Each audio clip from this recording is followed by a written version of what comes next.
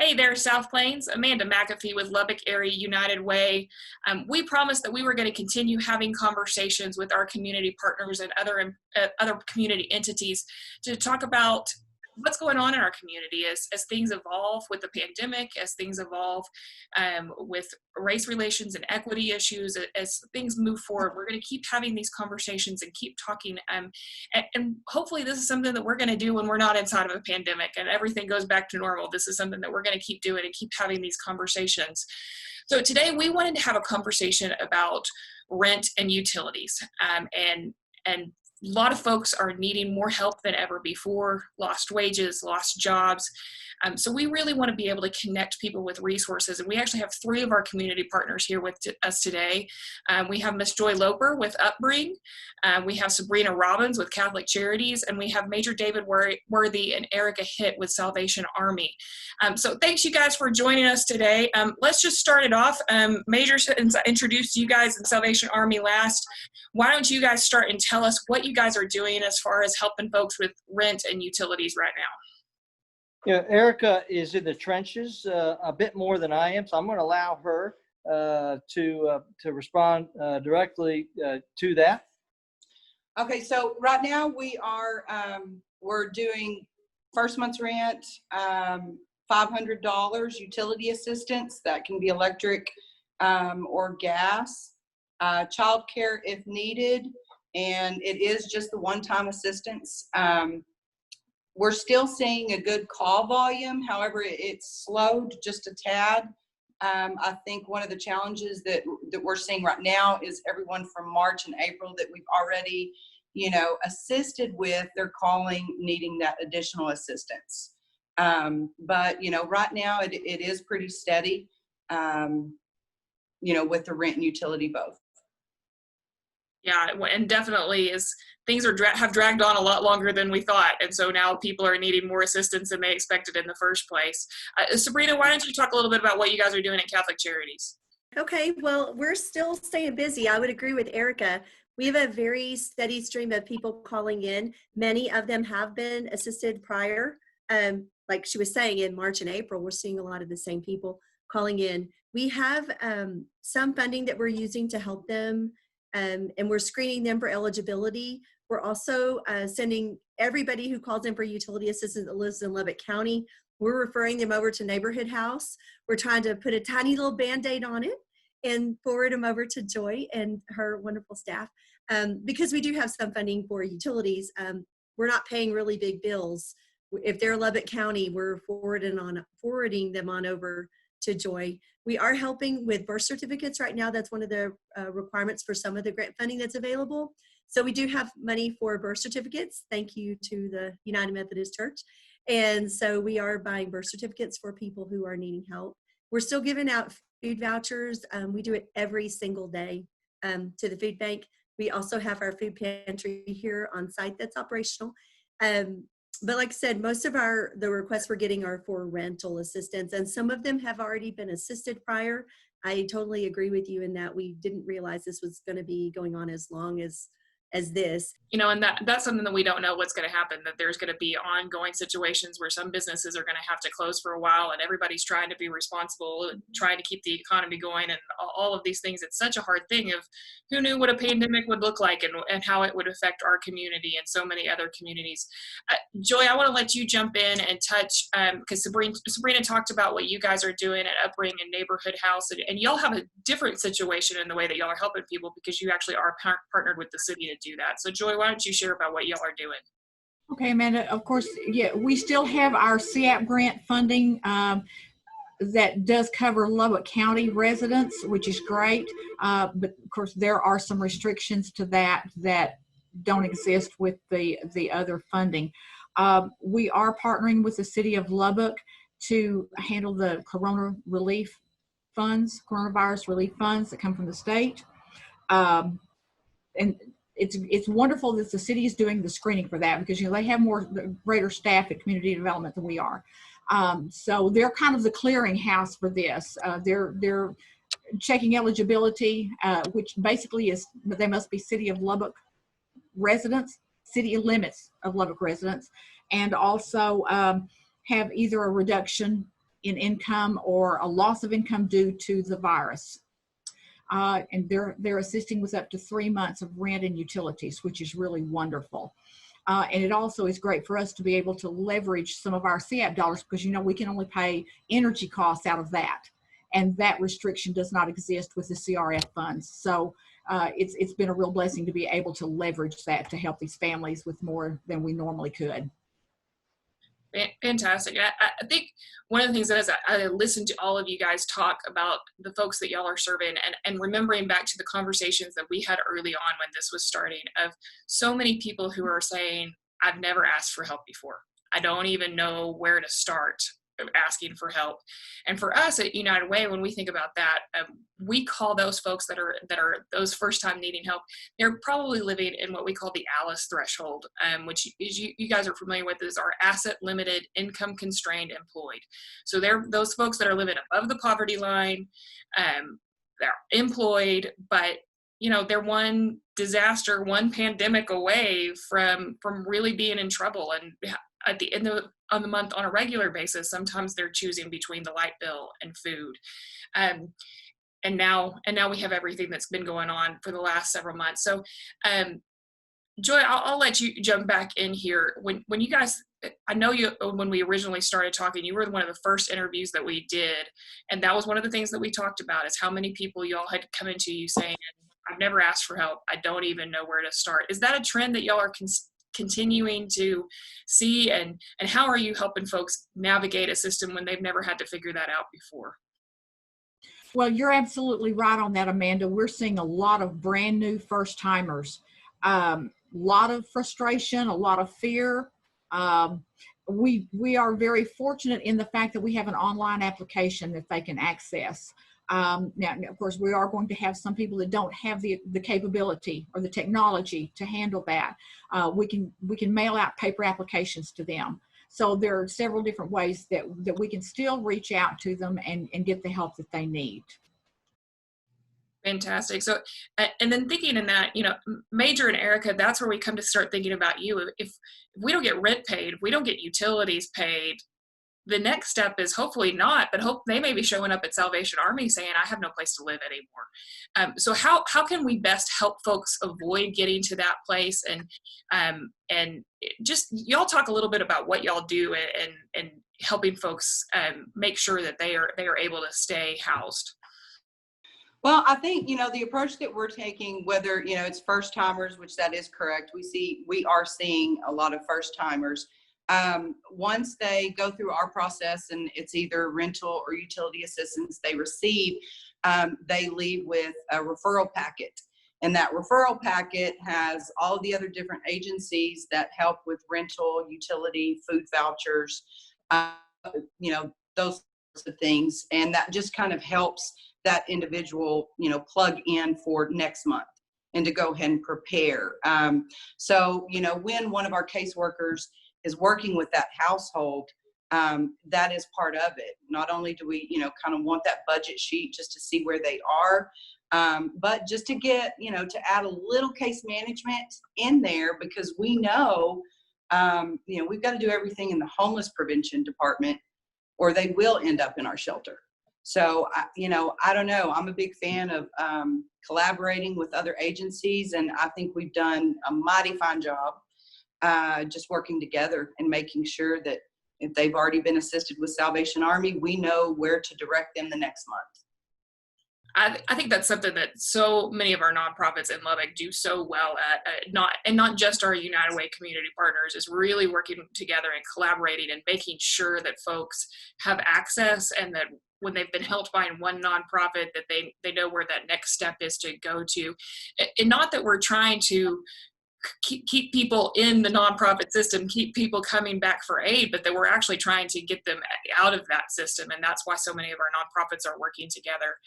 Sabrina, one of the things that you guys specialize in is care for elderly folks, and elderly outreach. And sometimes that looks like utility and bill assistance. Sometimes that looks like a far-reaching other things. Can you talk a little bit about that population and some of the things that y'all are seeing in that population? Absolutely. We serve people 60 and over all over the South Plains with the United Way dollars that we get through the Elderly Outreach Program. And as most of you are aware, there are a lot of grandparents who are taking care of grandkids now. So we had a grandmother raising 3 grandkids. Dad was gone. Mom was in prison. She was raising 3 grandkids, and she was working at McDonald's. Well, when they closed everything but the drive-through, you know, her hours went to like 2 4-hour shifts a week. And so, you know, she said, when I talked to her on the phone to screen her, she said, I'm sure I don't qualify for COVID because, you know, I only work a little bit because I get some Social Security. And I said, oh no, you are definitely, you meet the qualifications definitely because you've been impacted, you know. And I think that, you know, we reached out to you early on because we saw some needs that we wanted to address with the elderly that were coming up. You know, a lot of times their children help them. And if their children are impacted and they can't help their mom or dad any longer, even if it's just they can't take them shopping or can't take them to the store or help with their gas bill or something, you know, it's impacted the elderly a lot. It really, really impacted them when the dental clinics closed, when the eye exam, when the optometrist offices closed, and when the hearing aid clinic closed. There were a lot of people who were in the middle of treatment, and you know, they luckily the clinics are all open again. I don't know if the numbers keep going up. I don't know how long they'll be open, but so we're trying to help them be patient, and we talk to them. Again, I want to, you know, mention the other agencies. We always refer if they need utility assistance. We always talk to them and ask them, have you applied at Neighborhood House? And if they tell us they're not technologically savvy, we tell them that's okay. They can help you. You can call them and they'll help you. And we also talk to them about the Salvation Army and the programs that they have as well. But we've seen a pretty good increase in the number of elderly who are having a hard time. And one thing they're really having a hard time with is the social isolation. They'll call and it'll be a 2-minute conversation and it'll drag on for 20 minutes because they just want to talk to someone. Mm-hmm. And it's so, you know, we've noticed that it's really impacted our elderly. I think that's what, as you were talking, that's what I thought of. You know, we think of when it comes to COVID-19, elderly being a high risk population. We've all talked about that, of like easy for them to catch and for it to be more serious when they do have COVID-19. But the things that you just listed out, Sabrina, of all of the other effects that it's having on our aging population, on so many different populations, and that's part of this whole conversation. This affects more than just folks' health. It's affecting a lot of things in our community. Sabrina, you briefly touched on the Catholic Charities and Salvation Army, I know as well. Y'all both applied for and got funding from the South Plains COVID-19 Response Fund, which we partnered with the Community Foundation of West Texas on. So can you, and I didn't ask y'all to be prepared for this, but can y'all talk about how many people y'all have extra been able to help out of that money, or what you guys have seen trend, what you've been able to do with those funds that you've received? Well, I think for us, it really opened up because it wasn't just Lubbock County only, you know, that were eligible. It opened up the door for us to help a lot of people that are really struggling and they might live 2 miles over the county line. You know, it allowed us to be able to provide assistance quickly because there weren't a whole lot of restrictions. You know, have to definitely prove COVID and prove that you have a need. So we were able to effectively screen them quickly and get things processed and got the assistance out quickly. So I think that was the biggest asset for us, was that it was funding that was available immediately, and that we were able to, you know, we have an online application now, and then once we get it, we screen them for other programs that we have in-house. You know, I just talked to someone who needs rent assistance, but she doesn't have her high school diploma. She's in GED classes at night. She needs, you know, help. And I'm like, yeah, I can put you in PEP. You're good. It's CSBG. She's going to get her GED. Talk to her about going to college. So when we get that initial form, we screen them. And because of the sheer volume of people that applied because of that funding, we were able to help a lot of people and enroll them in other programs that we already had established here. So to provide the assistance from the Community Foundation and United Way, and then actually assist them more. It was a huge blessing. Sounds like some good case management going on there, Sabrina. Congratulations on that. Major Erica, what about you guys over at the Salvation Army? How's that been able to? How have you guys been able to use that funding? Yeah, well, that funding has been vital for us, particularly as it relates to the need connected to much of what we've been talking about today: rent and utility assistance, particularly rent assistance. Through today, we've assisted 310 households, which is a significant number for us. I know, Amanda, I've mentioned this to you. Salvation Army, like these other worthy organizations, provides rent and utility assistance throughout the year. It's part of what we do. But with COVID, we have provided more rent and utility assistance in the last few months than we normally do in a 3 or 4 or 5 year period. So that just tells you that there are many more folks that are asking for, requesting that service. And as Erica mentioned, and as you've heard from the other service providers, people are continuing to ask for rent and utility assistance. And so the funding that we've received through the partnership with the Community Foundation of West Texas United Way, the COVID-19 Relief Fund, has been vital to the Salvation Army providing that service. And when you think about those 310 households, some of those households may have been just a step away from being evicted, and then having to come to an organization like the Salvation Army for shelter and follow-up services and what have you. And so, even, and you've heard during this interview, the other service organizations mentioned that a lot of these folks are folks that we have assisted just a month or two ago. And, normally we try to minimize that. But during this crisis, we've amended and relaxed some of the criteria.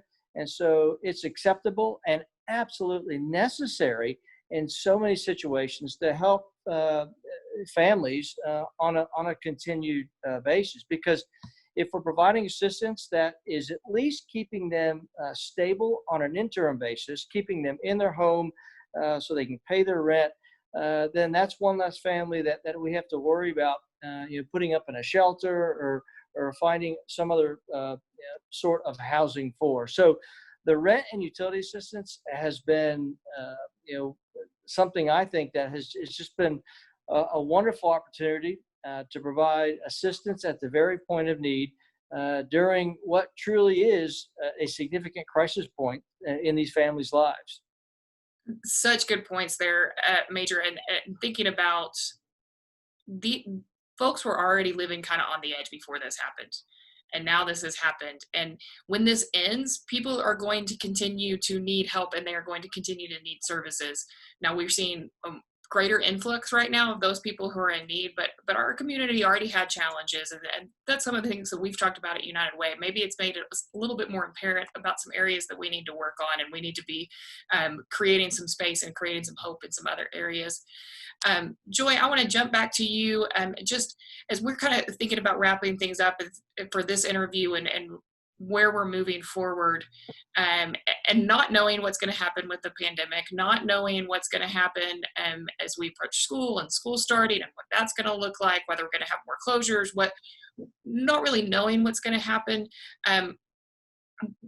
So this is probably an impossible question for you to answer, but what do you think y'all are going to continue to see? How can people continue to help? What are things that people who are maybe seeing that we're having these rent crises, we're having our utility providers who did stop collecting bills for a while, but now they need to go back to collecting bills.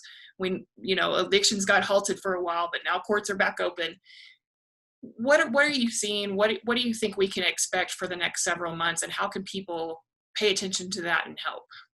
Well, one great thing is that our landlords and that have been on the have had the moratorium on evictions, as well as the utility vendors that have also had the moratorium on service interruption, have come up with plans to help their consumers.